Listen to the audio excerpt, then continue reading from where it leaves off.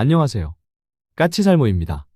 이번에 LIG가 독일의 라인메탈사와 손을 잡고 유럽의 합작회사를 설립하기로 했다고 하는데요. LIG가 라인메탈사와 손을 잡고 미사일을 개발한다고 하니까 지금 국내 언론에서는 천공을 비롯한 우리나라 국산 대공 미사일과 함께 다층 방공망을 판매하기 위한 거라고 하고 있는데요. 그건 아니고요. LIG가 라인메탈사와 손을 잡고 개발하는 건 바로 드론 요격용 염가형 미사일입니다.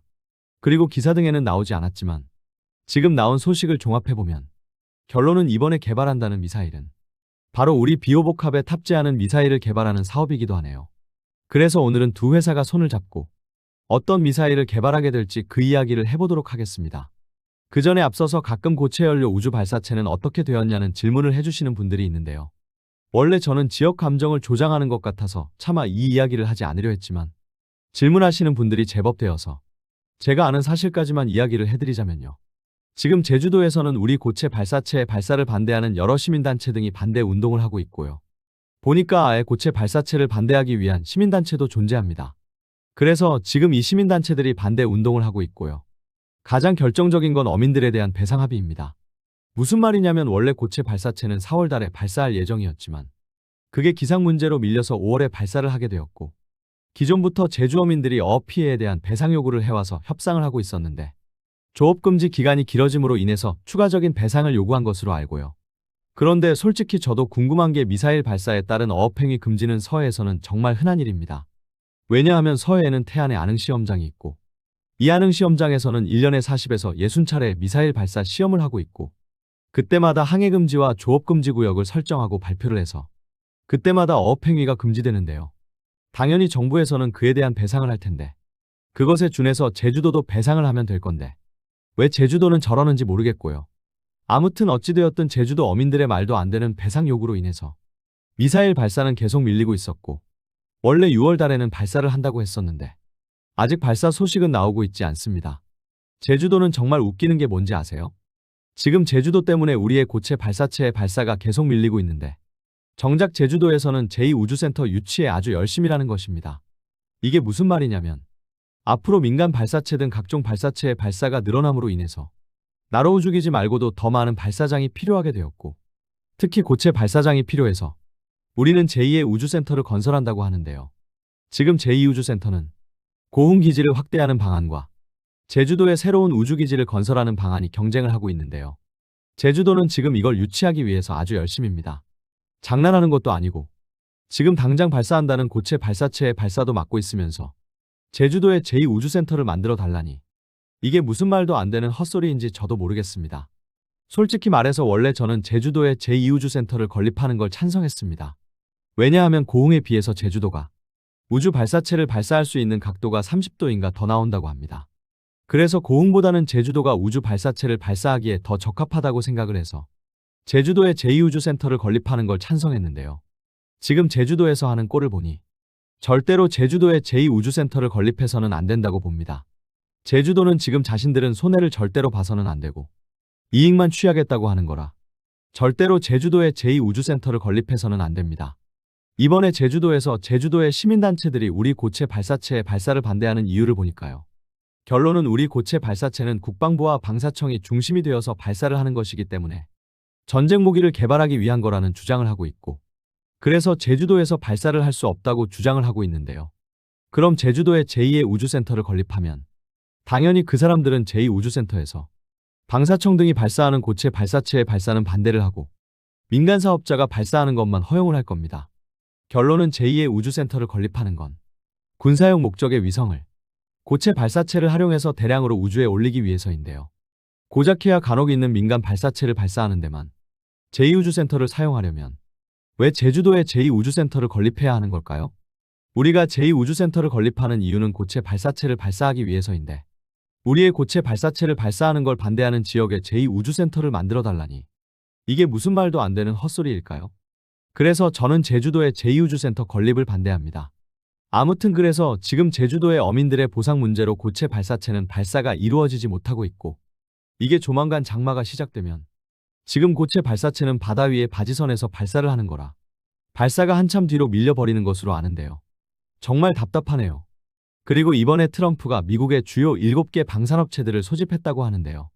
결론은 트럼프가 주요 방산업체들을 소집한 이유는 바로 무기 생산량을 늘리라는 닥달을 하기 위해서입니다. 트럼프는 겉으로는 미국의 예비 탄약은 아직도 충분하고 그래서 앞으로도 얼마든지 전쟁을 할 수 있다고 이야기하고는 있지만 정작 미국의 무기 부족은 아주 심각한 상태인데요. 그래서 지금 미국의 주요 방산업체들은 앞으로 짧은 시간 안에 미사일의 생산량을 기존 대비 4배로 늘린다고 계속 이야기하고 있습니다. 그러나 분명히 말하지만 미국 방산업체들이 미사일의 생산량을 짧은 시간 안에 4배로 늘린다고 하는 주장은 지켜질 수도 없고 말도 안 되는 주장입니다. 왜냐하면 미국 방산업체들이 아무리 무기 생산 시설을 증설한다고 해도 미국이 무기 생산량을 늘리는 데는 2가지 문제가 있기 때문입니다. 첫째는 공급망 문제인데요. 결론은 무기 그 중에서도 미사일은 엄청나게 많은 부품을 조합해서 만드는 무기이고 당연히 우리나라도 미사일을 만들기 위한 부품을 외부에서 공급을 받지만 우리나라 업체들은 핵심 부품은 미사일을 생산하는 업체에서 직접 생산하는 것에 반해서 미국은 모든 부품을 외부에서 공급을 받아야 합니다. 그런데 아무리 미국 방산업체들이 미사일 생산 시설을 늘린다고 해도 외부에서 공급받는 부품 중에 단 하나라도 공급량을 늘리지 못하면 미사일의 생산량을 증가시키지 못합니다. 그런데 그에 반해서 우리나라는 특히 미사일은 국산화율이 엄청나게 높습니다. 천궁 같은 경우를 보면 국산화율이 95%에 달하고 그리고 우리나라는 미사일에 들어가는 핵심 부품은 전부 업체에서 직접 만들고 나머지 부품도 고작해야 우리 한국 땅에서 거의 대부분 공급이 되기 때문에 미국에 비해서 공급망 문제가 발생할 가능성이 낮고 그래서 우리는 손쉽게 무기 생산량을 대폭 늘릴 수가 있습니다. 솔직히 이 방법은 과거 유럽 국가들 특히 독일에서 많이 사용하던 방법이고 독일 방산업체들도 과거에는 주요 핵심 부품을 전부 자체 생산을 하는 경우가 많았는데요. 유럽 국가들이 군비 감축을 하면서 무기 수요가 줄어들자 유럽 방산업체들은 부품을 직접 생산하지 않고 부품의 생산을 외주로 돌렸다가 다시 무기 수요가 늘어나는 지금에서는 부품 수급 문제로 공급을 확대하지 못하고 있는데요. 우리나라는 모든 핵심 부품을 전부 한반도라는 작은 땅에서 공급하기 때문에 공급망 문제를 겪을 일이 훨씬 적습니다. 그래서 이것 때문에 미국은 손쉽게 무기의 생산량을 늘리지 못하는 것이고요. 또 하나는 인력 문제인데요. 여러분도 잘 아시겠지만 지금 미국은 제조업이 완전히 망한 상태입니다.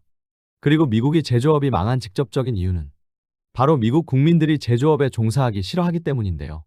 그래서 아무리 미국 방산업체들이 생산시설을 늘린다고 해도 정작 무기를 생산할 인력을 구하는 게 쉽지가 않습니다. 그래서 이 문제 때문에 미국은 무기 생산을 자신들이 말하는 것처럼 쉽게 늘리지 못합니다. 그에 반해서 우리는 무기 생산량을 아주 쉽게 늘릴 수 있는데요. 대표적인 예가 바로 우리 현대로템입니다.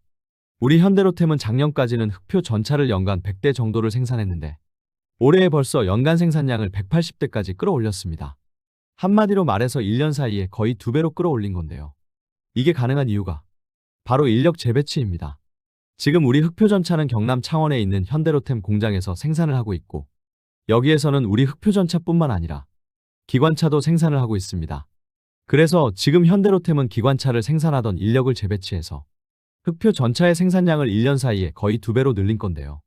이건 비단 흑표전차 생산에만 적용되는 게 아니고 카이에서도 인력 재배치를 통해서 언제든지 KF-21의 생산을 늘릴 수 있다고 한 바가 있습니다. 그런데 미국에서는 이 방식이 불가능합니다. 왜냐하면 미국의 거의 대부분의 무기 공장들은 거의 단일 품목의 무기만 생산을 하고 있고 무엇보다도 미국의 무기 공장에 근무하는 인력들의 교육 수준이 너무 낮아서 이 교육 수준이 낮은 인력들을 재교육을 시켜서 다른 상품의 생산에 투입하려면 오랜 시간이 걸리기 때문입니다. 한마디로 말해서 쉽게 이야기해서 미국 무기 공장에서 생산을 담당하는 직원들이 대부분이 고졸 출신이라면 우리나라의 주요 핵심 방산업체에서 정규직으로 일하면서 무기 생산에 투입되는 인력들은 대졸 출신들이 많기 때문입니다.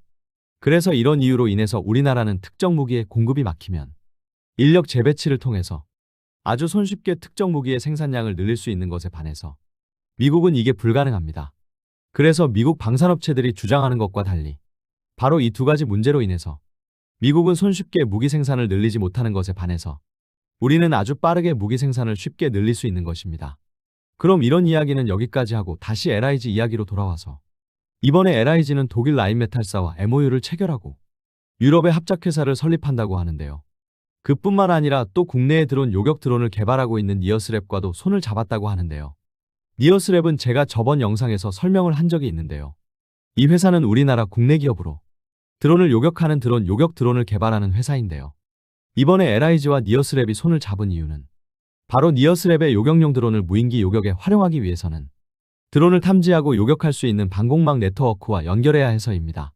한마디로 말해서 니어스랩은 드론 요격 드론을 개발했지만 드론 요격 드론만 가지고는 적 드론을 요격할 수는 없고요. 그래서 적 드론을 탐지하고 니어스랩의 드론 요격 드론인 카이든을 적 드론 근처까지 유도해줄 데이터 링크 시스템이 필요합니다. 그래서 니어스랩은 LIG와 손을 잡고 LIG가 개발하는 드론 요격 네트워크에 카이든을 포함시켜서 드론을 요격한다는 것이고요. 당연히 수출 시장 이야기도 하지만 아마 수출 시장보다는 국내 시장을 먼저 노리게 될 것입니다. 한마디로 이번 사업은 국내의 드론 요격 방공망에 니어스랩의 카이든 드론 요격 드론을 포함시키기 위한 작업을 하기 위한 사업이라고 보시면 됩니다. 그리고 또 이번에는 LIG는 독일의 라인메탈사와 손을 잡고 유럽의 합작회사를 설립하기로 했다고 하는데요. 그런데 분명히 말하지만 이게 천공을 판매하기 위한 건 아니고 정확히는 우리 LIG의 드론 요격 미사일 기술을 판매하기 위해서입니다. 이게 무슨 말이냐면 지금 나토에서는 러시아와 접한 국경지대에 대규모 대드론 복합방어막을 만든다고 하는데요. 그런데 제가 전에도 이야기했지만 지금 제대로 된 드론 요격 복합 방공망을 개발하고 있는 건 우리나라와 미국뿐이고 이제부터 유럽도 복합 방공망을 개발하겠다는 건데요. 그래서 당연히 이 복합 방공망에는 아주 다양한 탐지 수단과 그리고 요격 수단이 포함되는데요. 대드론 탐지용 레이더부터 시작해서 그리고 대드론 탐지용 EOTS, 여기에 음향 센서까지 설치를 한다고 하고요. 요격 수단으로는 소모성 드론 요격 드론, 그리고 레이저 무기와 전자전 장비, 그리고 염가형 미사일 등이 있습니다. 그리고 당연하지만 독일의 라인메탈사는 이 사업에 참여하고 있는데요. 그런데 문제는 과연 유럽에서 지금의 형편없는 공급망으로 염가형이라고 부를 수 있는 미사일을 개발할 수 있을까요? 당연히 유럽의 기술력으로는 드론을 요격할 수 있는 미사일은 개발할 수 있습니다. 그런데 문제는 그게 염가형이라고 부를 수 있을 정도로 저렴하냐는 건데요. 결론은 염가형 미사일이라고 부르려면 러시아도 많이 사용하는 이란의 샤헤드 드론보다 저렴해야 한다는 뜻인데요. 샤헤드 드론의 대당 가격이 3천만 원 선이라고 알려져 있기 때문에 유럽은 3천만 원 이하의 미사일을 만들어야 합니다. 그런데 문제는 지금 현재 유럽의 사정상 그게 불가능합니다. 그래서 결론은 라인메탈사는 우리 LIG의 미사일을 사실상 도입한다는 건데요. 한마디로 말해서 유럽의 합작회사를 차리고 지분의 가반을 라인메탈사가 가지고 우리 LIG와 관련 기업들이 공급하는 저렴한 부품을 공급받아서 유럽에서 조립만 하려는 것입니다.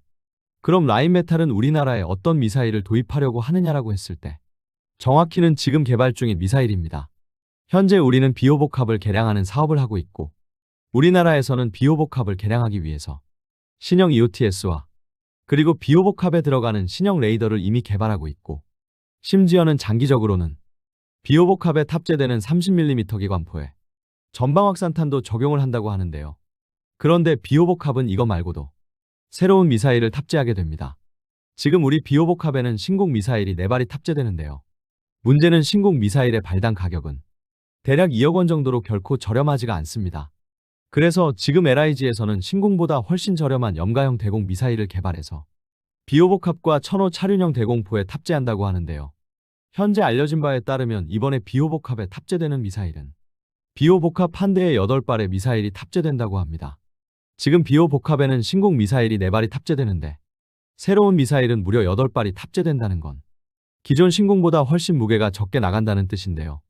그리고 신공의 문제점이 재원상 사거리가 7km이지만 실제 실전에서 사용할 수 있는 사거리는 3km 정도에 불과하기 때문에 새로 개발하는 미사일의 사거리는 최소 3km 이상만 되면 되는 것으로 알고 있습니다. 그래서 지금 비호복합을 위해서 신공보다 가격도 훨씬 저렴하고 그리고 무게도 훨씬 가벼운 신형 미사일이 개발되는 건 분명한 사실인데요. 그 미사일의 정확한 재원이나 성능, 그리고 유도 방식은 아직까지는 알려진 게 없습니다. 그러나 다만 추측을 하자면 당연히 미사일의 가격이 저렴해야 하기 때문에 복잡한 유도 시스템은 사용할 수 없을 것이고 그래서 저렴한 유도 방식을 사용해야 하는데요. 그래서 사람들이 생각하는 게 바로 LIG에서 개발하고 있는 비궁2입니다.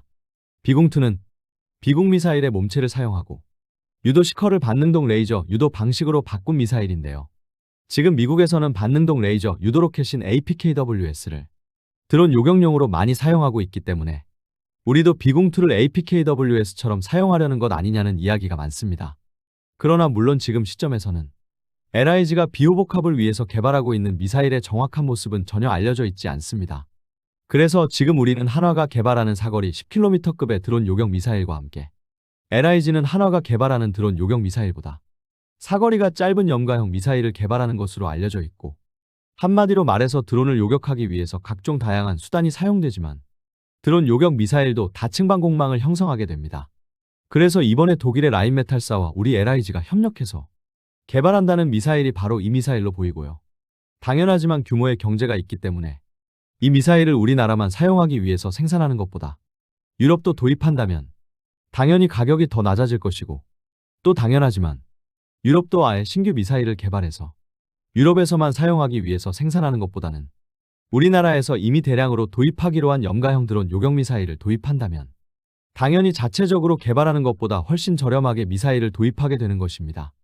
그러나 당연하지만 유럽은 지금 방산무기에 대해서 강력한 보호무역을 시행하고 있고, 그래서 당연하지만 우리 LIG가 직접 우리의 미사일을 생산해서 유럽에 수출하기는 현실적으로 힘드니까 라인메탈을 통해서 유럽 시장을 두드리려고 하는 것으로 보입니다. 분명한 건 우리 비호복합은 지금 개발 중인 개량이 전부 적용되면 지구상 그 어떤 대공포보다도 더 뛰어난 대공포가 될 것이고, 그리고 당연히 그 중심에는 지금 비호복합을 위해서 LIG가 개발하는 염가형 드론 요격 미사일이 있을 것입니다. 그리고 이번에 우리 LIG와 독일의 라인메탈사가 합작을 해서 유럽의 합작법인을 설립하고 새로운 대공 미사일을 개발한다는 건 바로 사실상 이 미사일을 유럽에 수출하기 위한 거라고 할 수 있습니다. 어떤가요, 여러분? 여러분이 보기에는 지금 LIG가 개발하는 비호복합을 위한 미사일은 어떤 모습이라고 생각을 하시나요? 이상 영상 봐주셔서 감사합니다.